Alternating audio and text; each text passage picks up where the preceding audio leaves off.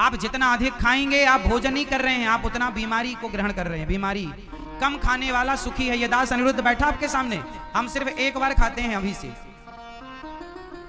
सिर्फ एक बार, वो भी 2 रोटी चावल, बाकी फल खाते हैं। सुबह सुबह हम फल खाते हैं, है ना, फल खाते हैं।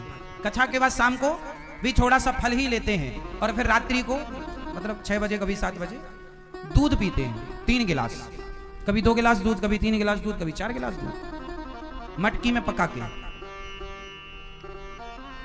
क्योंकि शरीर को जिंदा रखना है, स्वस्थ रखना है, तो आप पिज्जा बर्गर खाओगे तो बीमार बन के जल्दी मर जाओगे।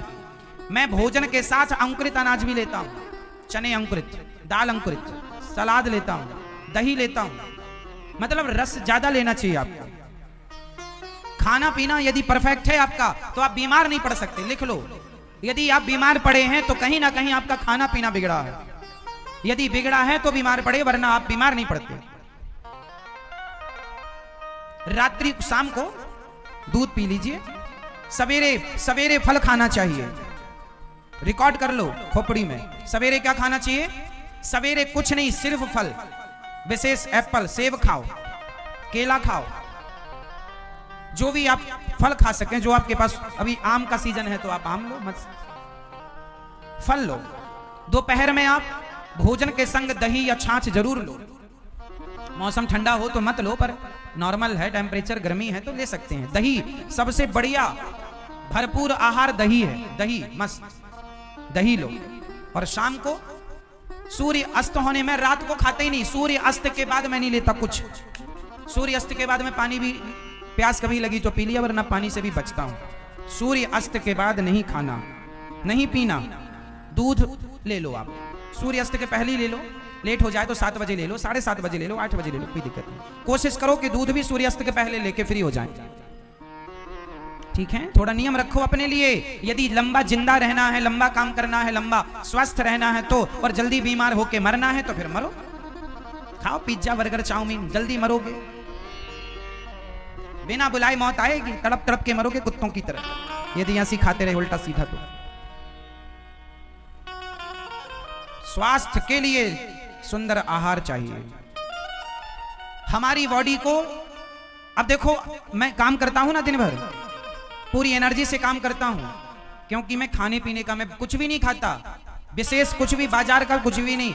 गुलाब जामुन रसगुल्ला भी बनता है, जब कभी मन हुआ तो जरा सा मैं खाता हूं। खाने पे कंट्रोल, पहले मैं कंट्रोल नहीं करता था। मुझे पहले मीठा, आज भी मुझे बहुत पसंद है, जलेबी बड़ी पसंद है, गुलाब जामुन सब बड़ा पसंद है, लेकिन मैंने अपनी पसंद को किनारे कर दिया। ये मन जो है ये मरवाएगा। मुझे पसंद आज भी है चीजें खाने पीने की, मैं चाहूं तो खूब खाऊं, लेकिन नहीं, पहला मेरा स्वास्थ्य है। कोई ना दवाई जमाने में मिल जाएगी, पर कष्ट अपने को ही होना। इसलिए कम खाओ, स्वस्थ रहो, लंबी। सवेरे मैं योग करता हूं, सवेरे रोज जाग कर, इसलिए बैठा रहता हूं, वरना आपने देखा होगा बैठने वाले लोग रोगी जल्दी होते हैं। मुझे बैठने का काम है, 12 घंटे लगभग बैठने का काम है, 10 घंटे तो बैठने ही। कंट्रोल नहीं करेंगे खाने पीने में और स्वास्थ्य पर ध्यान नहीं देंगे, मर जाएंगे। मरना तो है ही है, पर बीमारी से नहीं मरना, अच्छे से मरो। मौत आएगी तो मर भी लेंगे, मौत से पहले मरना क्या। आप लोग क्या चाहते हैं, स्वस्थ रहना या बीमारी से रह के मर जाना? स्वास्थ्य के लिए आहार मस्त। तो आज से कितने लोग अपना खान पान ठीक करेंगे?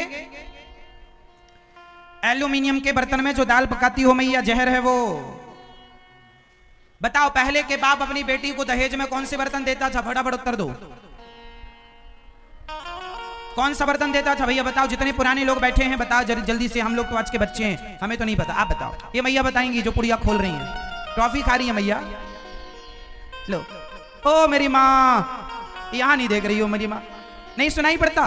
लो, कथा सुनने तब आई है जब सुनना ही सुनाई नहीं पड़ रहा।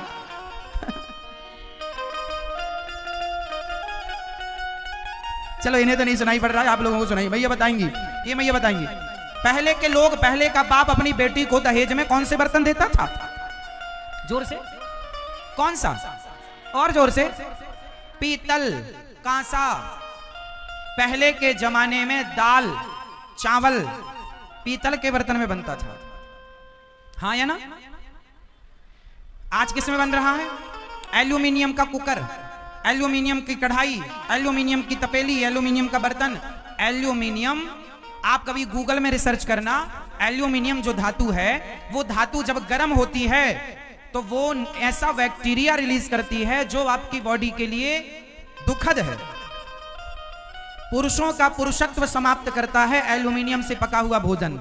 स्त्रियों का स्त्रीत्व समाप्त करता है जो बच्चा गर्भाशय होता है स्त्रियों का, और पुरुषों का जो वीर्य होता है वह पौरुष कम करता है एल्यूमिनियम। स्त्रियों में जो बच्चा पैदा करने की क्षमता होती है, आजकल समाज में आपने ज्यादा सुना होगा बच्चे नहीं हो रहे हैं, बच्चे सबके लगभग ये समस्याएं आम हो गई। क्यों? क्योंकि कुकर का खाना, जिस भोजन में ना धूप लगी ना हवा लगी, वो भोजन तो जहर हो गया। एल्यूमिनियम अपने आप में एक जहरीली धातु है। इसका प्रयोग सबसे पहले जेलों में कैदियों के लिए किया गया था। पहले के बाप तुम्हारे समझदार थे, दादा परदादा, जो तुम्हें पीतल के बर्तन की दाल, पीतल के बर्तन में चावल बना के देते थे। लेकिन आज के जमाने में कि गैस बच जाए, गैस तो बच जाएगी, लेकिन जो बीमारी से तुम फिर लाखों रुपए जो खर्च करोगे वो हिसाब बराबर होगा। इसलिए समझो, कभी सर्च करना ये सब चीजें। ये जो पुराने बर्तन थे वो सबसे अच्छे थे। सबसे अच्छा बर्तन होता है माटी का, फिर दूसरे नंबर पे पीतल का, कांसा भी ठीक होता है, बाद में फिर स्टील, और इसका तो हम नाम भी नहीं लेंगे एल्यूमिनियम का, जिस पे आप खाते पीते हो। गलत है, मैं नहीं खाता एल्यूमिनियम के बर्तन में बना कभी। हमारे यहाँ की रसोई में नहीं, हम तो जो बड़ी रसोई गौरी गोपाल जी की रसोई बनती है उसमें भी स्टील के बर्तनों का, कुछ स्टील के बर्तनों का प्रयोग करते हैं। क्योंकि बड़े बड़े बर्तन स्टील के बाजार में मिलते नहीं है, तो मजबूरन वो आजकल देखो ना, बाजार में मिलते ही नहीं बड़े बर्तन जिसमें 500 लोगों का भोजन बन जाए। वो बड़े बड़े भगोने होते हैं ना, वो आजकल मिलते ही नहीं स्टील के। हमने ऑर्डर से बनवाए भी हैं कुछ। हम तो सजग हैं, अब आपकी बारी है। घर में तो कम से कम आप अच्छा खाओ। हमने तो जो दूध हम पीते हैं ना, वो दूध मिट्टी के बर्तन में पका के पीते हैं। माटी की हंडी है, उसमें पकाते हैं मस्त, फिर वो दूध पीते हैं, गाय का शुद्ध। आप लोग पैसा कमा कमा के बड़ी बड़ी हो जाए, मतलब आटा ज्यादा से ज्यादा 25 दिन चलता है, और लो तो 1 महीने। अब ये बताओ, जो बाजार में तुम आटा खरीदते हो, ये बोरी पैक आटा, ये तो 2-2 महीने से बोरी में पैक है। ये खराब क्यों नहीं होता? कभी गौर किया? बाजार का जो आटा किसी भी ब्रांड का हो, 2 महीने 3 महीने बोरी में पैक होता है, खराब क्यों नहीं होता? बोले महाराज जी बोरी में पैक है, तो तुम एक काम करना, तुम चक्की में पिसवाना और तुम बोरी में पैक करके रखना, तुम्हारा आटा खराब हो जाएगा। क्यों? क्योंकि इन आटों में ऐसे केमिकल मिला दिए जाते हैं जो आटे की आयु लंबी कर देते हैं। तो आटा की आयु तो लंबी हो गई, लेकिन वो केमिकल रोटी के द्वारा तुम्हारे पेट में जाएगा तो वो तुम्हारी आयु घटाएगा। बोलो हाँ। इसलिए शुद्ध तो वही है कि गेहूं खरीदो, पिसवाओ, हर 15 दिन में पिसवाओ, 20 दिन में पिसवाओ। थोड़ा आप कहोगे महाराज टाइम कहां है, तो टाइम नहीं है तो फिर मरो। ऑप्शन दूसरा नहीं। खान पान शुद्ध नहीं रहा, आप खुद इतने लापरवाह हो गए हैं, हम क्या करें? आप लोगों को बिल्कुल ख्याल नहीं है। बड़ी बड़ी गाड़ियां, बड़े बड़े बंगले होने चाहिए, पर खाओगे क्या? उल्टा। अरे सीधा खाओ, अच्छा खाओ। पहले के लोग झोपड़ी में रहते थे पर खाते बड़ा अच्छा था, अच्छे खाते थे, बीमार नहीं पड़ते थे। पहले हॉस्पिटल ही नहीं थे। पहले 100 में से 99 स्त्रियों की डिलीवरी घर पर होती थी। 99 नहीं, 100 की 100। पहले हर स्त्री की डिलीवरी, बच्चे कहां पैदा होते थे? कोई हॉस्पिटल था आज के 100 साल पहले, 70 साल पहले? बोलो हाँ। और आजकल की 95% डिलीवरियां पेट फाड़ के होती हैं। नहीं जरूरत है तो भी पेट फाड़ दिया जाता है, क्योंकि पैसा मिलना है। पेट नहीं फड़ेगा तो पैसा कैसे मिलेगा? आजकल बीमारियां, आजकल इलाज नहीं हो रहा है, बीमारियां मिल रही हैं। बीमार बनोगे तब तो डॉक्टरों के पास जाओगे। इसलिए खान पान शुद्ध रखो, बढ़िया खाओ। तो आज से कितने लोग जागरूक नागरिक बनेंगे, खाने पीने के लिए जागरूक रहेंगे? कौन कौन? भैया भैया आप नहीं जागोगे। सबसे पहले घर से एल्यूमिनियम का बर्तन हटाना, फिर वही पुरानी परंपरा चालू करो। कम से कम खाओ पियो तो अच्छा। और जो मैं कह रहा हूं यदि गलत हो तो आप मुझे दंड दे सकते हैं, और सही हो तो अपनाइएगा। पुराने लोग बहुत अच्छा खाते थे, अच्छे से खाते थे। खाने का तरीका, भोजन कि कितने देर बाद पानी पीना। रघुवर विमल जसु, यदि आपने शुद्ध कर लिया अपने हृदय को तो आपके हृदय में रघुनाथ जी के सुंदर यश गान अपने आप प्रकट होने लग जाएंगे। राम जी हृदय में प्रकट हो जाएंगे। जैसे दर्पण की धूल हट गई तो उस दर्पण में आपका चित्र अपने आप आ जाएगा जब आप सामने रखेंगे। उसी प्रकार शुद्ध मन में शुद्ध हृदय में भगवान वैसे ही प्रकट हो जाएंगे जैसे शुद्ध दर्पण में आप प्रकट हो जाते हैं, आपका प्रतिबिंब प्रकट हो जाता है। संग संग बोलो, सबको याद है इसलिए बोलो। श्री गुरु चरण सरोज रज, श्री गुरु निज मन मुकुर सुधारि, वर्णो रघुवर विमल जसु, जोदायक फल चार। ये दोहा किस किस को याद है? जिसको याद है ये दोहा वो हाथ उठाएं। सबको याद है? याद है तो फिर बताओ कि इसका अर्थ क्या है। श्री गुरु चरण सरोज रज निज मन मुकुर सुधार, वर्णहु रघुवर विमल जस। यहां तक का अर्थ तो मैंने बता दिया। अब जो दायक फल चार, ये चार फल क्या है? जो दायक फल, जो दायक फल चार, 1 2 3, ये चार फल कौन कौन से हैं? जरा आखिरी लाइन का आप हमें समझाओ, हमें नहीं पता। चार फल हैं जो दायक फल चार। चार फल भैया ने ठीक बताया। चार पुरुषार्थ, धर्म बोलो, धर्म बोलो, धर्म धर्म, अर्थ, काम, मोक्ष। अब बताओ धर्म क्या है? पहला क्या था? धर्म, अर्थ, काम और अब बताओ धर्म क्या है? धर्म क्या है? धर्म क्या है? हाँ, धर्म क्या है? परहित सरिस धर्म नहीं भाई। समाज की सेवा करना, माँ बाप की सेवा करना, बड़ों की सेवा करना धर्म है। धर्म में न दूसर सत्य समाना, सत्य ही, जोर से सत्य ही, सत्य ही प्राण जाए पर, तो धर्म ही सत्य है और सत्य ही, इसलिए हमारे धर्म का नाम है सत्य सनातन। क्योंकि हमारा धर्म क्या है? जो सत्य बोलता हो वही सनातनी है, जो झूठ बोलता हो वो काहे का सनातनी? हमारे यहां झूठ बोलने का अधिकार नहीं है किसी को। आप झूठ मत बोलिए। यदि आप बोलते हैं तो आप सनातनी नहीं हैं। आप भगवान के लाडले प्यारे नहीं हो सकते क्योंकि आप झूठ बोलते हैं, और भगवान हमेशा सत्य का साथ देते हैं, झूठ का नहीं। इसलिए हमारे धर्म का नाम क्या है? लोग कहते हैं सनातन धर्म। सनातन का मतलब पुराना होता है। सनातन अकेला कहो कि गलत है, कहना क्या पड़ेगा? सत्य। हमारा धर्म क्या है? जो सत्य बोलने वाले लोग हैं दुनिया के किसी भी कोने में, जिनकी वाणी में सदा सत्य का वास है, वो सनातनी है, वो सनातनी है। तो धर्म चार, चार फल, धर्म अर्थ काम मोक्ष। चलो बताओ धर्म क्या है? पीछे वाली मैया बताया ना, रिवीजन करो। धर्म क्या? जोर से, मेरी माँ मैं भूल जाता हूं इसलिए आपसे बार बार पूछता हूं, और इसलिए भी पूछता हूं कि आपको याद हो जाए, ताकि ये पाठ आप लोग अपने बच्चों को पढ़ाएं, क्योंकि आज इस पाठ की आपके बच्चों को सबसे ज्यादा जरूरत है। इसलिए हम कथा नहीं सुनाएंगे, पाठ पढ़ाएंगे आपको। अच्छा, धर्म से भी ऊपर कुछ है? धर्म से ऊपर कुछ है? क्या? धर्म से ऊपर क्या है? धर्म से ऊपर क्या है? धर्म से श्रेष्ठ क्या है? बताओ। है, इसलिए पूछ रहे हैं, मजाक नहीं कर रहे हैं। सेवा धर्म है, सत्य धर्म है, लेकिन इससे ऊपर भी कुछ है। क्या? कर्म। अरे राम राम राम, कर्म तो हम बाद में समझाएंगे आपको। आज पहली बार आप सुन रहे होंगे कि धर्म से भी ऊपर कुछ है। बताएं क्या है?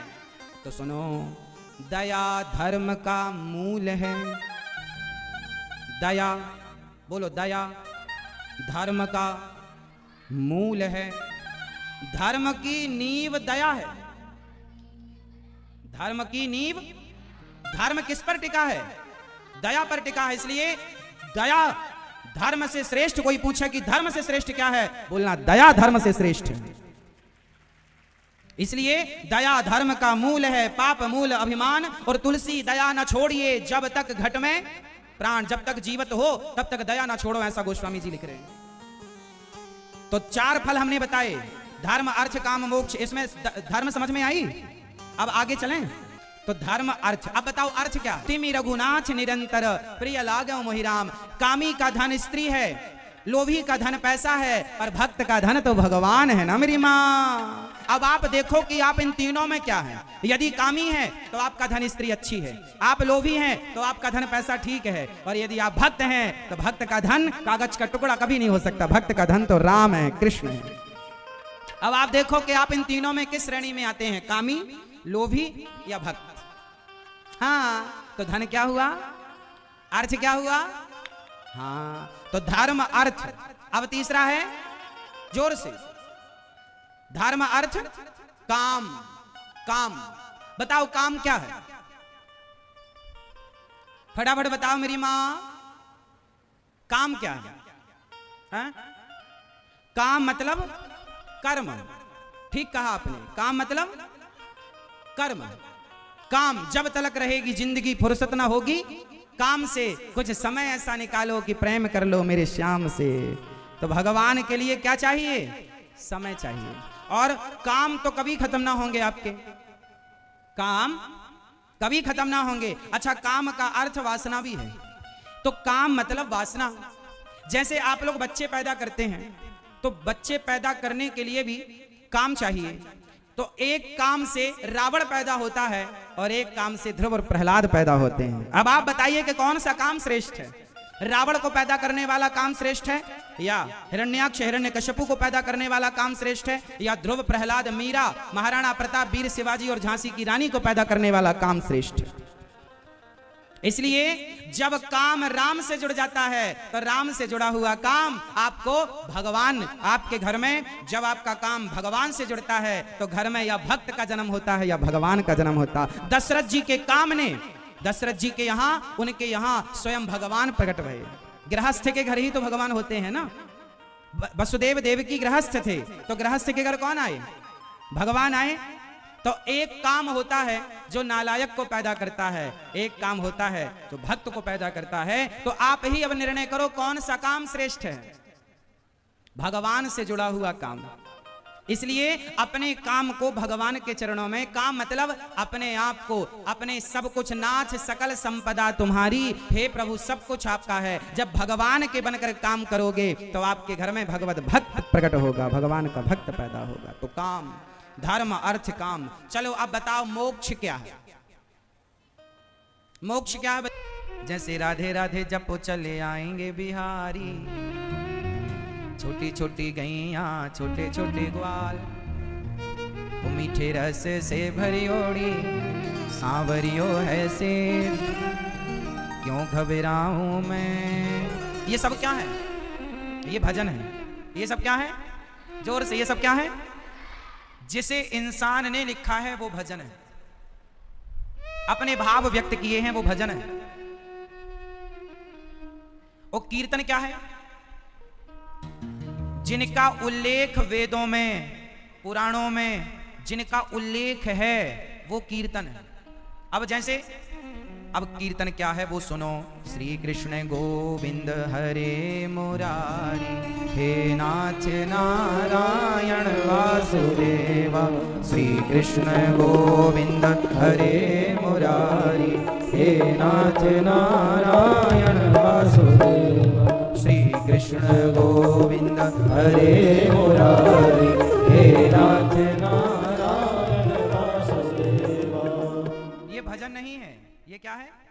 कीर्तन। लेकिन कीर्तन जब आप करेंगे तो कीर्तन ही जो है, भक्त लोग कहते हैं कि भजन। एक्चुअली जो पहले की परंपरा थी ना कि चलो भजन करो, भजन का मतलब ही होता था भगवान को भजो, भगवान का स्मरण करो, भगवान का चिंतन, भगवान के चिंतन को, भगवान के स्मरण को भजन कहते हैं। लेकिन आज के जमाने में भजन का अर्थ लोग गलत लगा रहे हैं।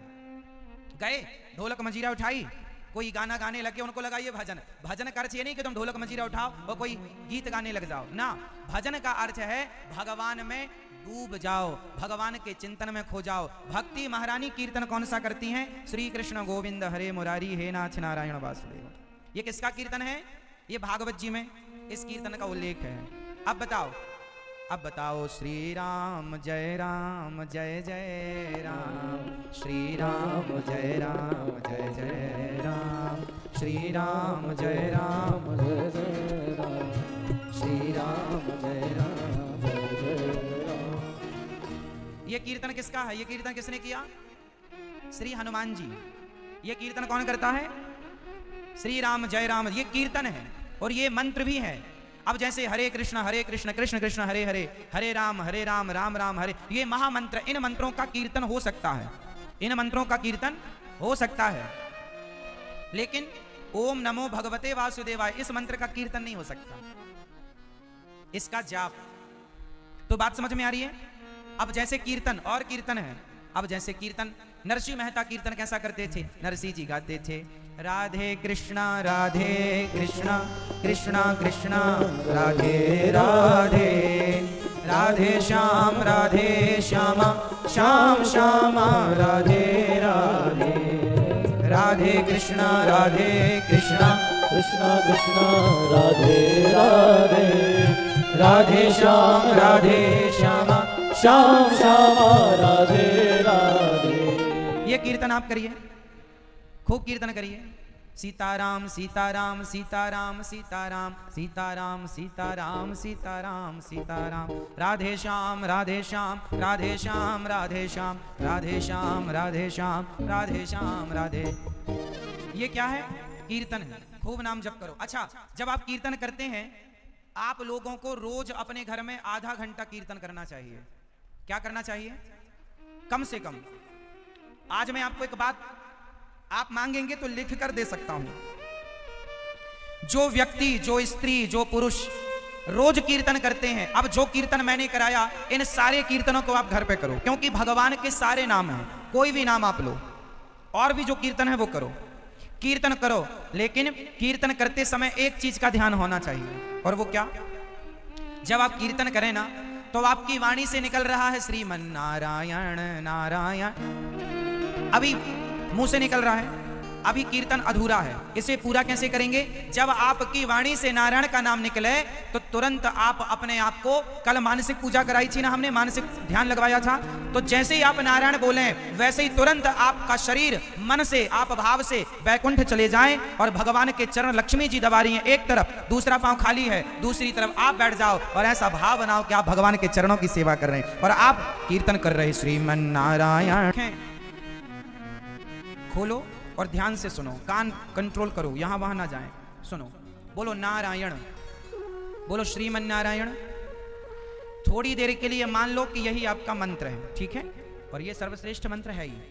अब मंत्र कैसे जपना होता है मैं विधि बता रहा हूं, तो वो समझना है, वो काम आएगी आपको। एक होता है मंत्र मुंह से जपना, जैसे मैं जप रहा हूं श्रीमन नारायण श्रीमन नारायण श्री, ये मुंह से। आप भी बोलो 2 बार श्रीमन नारायण श्रीमन नारायण। ये आपने कहां से जाप किया? मुंह से। अब जाप कैसे करना है वो समझो। आप अपना मुंह बंद रखिए और श्रीमन नारायण बोलिए। अब बोलो श्रीमन नारायण, मुंह नहीं खोलना, होंठ ना हिलें और जिह्वा ना हिले। अब बोलो श्रीमन नारायण। सब लोग अपना मुंह बंद रखेंगे, जिह्वा ना हिलाएंगे, होंठों को ना हिलाएंगे, और फिर बोलना है श्रीमन नारायण। बोलो। थोड़ा कठिन लग रहा है? हम जो मुंह से बोलते हैं उसकी अपेक्षा ये थोड़ा सा कठिन है। और सुमिरन ऐसा कीजिए, खरे निशाने चोट, मन ईश्वर में लीन हो, और जिह्वा हिले ना होठ। ये सबसे श्रेष्ठ सुमिरन है भगवान का। जैसे आप लोग माला जपते हैं, कैसे जपते हैं? मैया माला जपती है, अरे बहू दूध बन रहा है, कहां चली गई, मर गई क्या? माला चल रहा है मैया का। ऐसे नहीं, जब माला जपो, भगवान के चिंतन में बैठो, तो संसार को भूल करके बैठो। और जाप कैसे करना चाहिए? तुलसी की माला ऐसे पकड़ते हैं, ये उंगली बाहर करो, नीचे की उंगली छोटी वाली बाहर करो, अंगुष्ठा, अनामिका और मध्यमा, 3 उंगली से माला ऐसे पकड़ा जाता है। ऐसे माला पकड़ो, और ये बीच की उंगली जो है मध्यमा, ये माला को खिसकाती है। माला हृदय से लगाकर, रीढ़ की हड्डी सीधी, और दूसरा हाथ यूं मुद्रा बनाओ, दूसरा हाथ यूं मुद्रा, दूसरा हाथ ऐसे, और इसे अपने घुटनों में रखो, रीढ़ की हड्डी सीधी हो, और फिर ऐसे जाप करना चाहिए। और जाप ऐसे करते समय ध्यान भगवान का हो, और मुंह बिल्कुल ना चले। पहले तो अभ्यास करना कि मुंह चला के आप जाप करें, फिर धीरे धीरे अभ्यास होगा तो मुंह नहीं चलाना, और जाप करना है आपको। और जाप करते समय ध्यान भगवान के चरणों में हो कि प्रभु के चरण कितने सुंदर हैं, श्री राधा रानी के चरण कितने सुंदर हैं, भगवान की कृपा कितनी सुंदर है, भगवान की आंखों का दर्शन करो, उनकी मुस्कान कितनी सुंदर। जाप चल रहा है और ध्यान किसका? भगवान का। भगवान का स्मरण, उनके बाल भगवान के बाल, भगवान के गाल, भगवान की अधर, भगवान की नासिका, भगवान का कंठ, गला, कमर, घुटने, चरण, एक एक सामने अपने भगवान का विग्रह रख लो, गोपाल जी, और उनको देखते देखते जरूरी नहीं है कि आंख बंद हो, आंख खुली हो तो सामने भगवान हो, और भगवान को भर नजर देखो, और देखने के बाद फिर आंखें बंद करो, फिर कोशिश करो कि जो देखा अभी अभी भगवान को वो हृदय में दिख रहे हैं कि नहीं। आंखें खोलकर भगवान को देखो और फिर आंख बंद करके देखो। चलो प्रैक्टिकल कर लो। एक बार सब लोग गोपाल जी को देखो, पीछे श्रीनाथ जी को देखो। अब देखो ना, अब देख लिया, अब आंखें बंद करो। अब आंखें बंद करके देखो कि आपको श्रीनाथ जी दिख रहे हैं कि नहीं, आपको गोपाल जी दिख रहे हैं कि नहीं। आंखें भगवान ने इसलिए दी हैं कि आंखों से भगवान को इतना देखो, इतना देखो कि भगवान नेत्रों के द्वारा